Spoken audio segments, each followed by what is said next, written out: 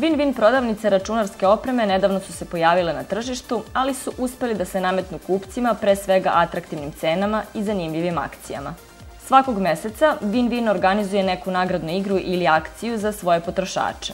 Od ovog meseca, ukoliko kupite bilo koji Toshiba laptop ili kompjuter sa Intel procesorom, imate šansu da osvojite Chevrolet Aveo. Utešna nagrada je krstarenje po Mediteranu. U nagradnom fondu se još nalaze LCD monitori i digitalni fotoaparati. Sistem učestvovanja je jednostavan. Sve što treba da uradite je da pošaljete SMS poruku sa brojem računa. Nakon toga će vam stići SMS sa nekoliko pitanja. Ukoliko uspešno odgovorite na postavljena pitanja, kvalifikujete se za učešće u nagradnoj igri. Ova akcija traje od 15. februara do 15. aprila. A nedavno je završena još jedna nagradna igra Win-Win shopova. Oni su organizovali nagradni konkurs za najbolju radio reklamu.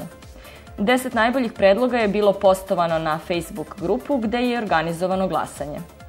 Glavna nagrada za najoriginalnije kreatore je bila digitalna kamera Praktika. Ispred Win-Wina nagradu je srećnom dobitniku predao Nebojša Radaković, koji mu se zahvalio na učestvovanju.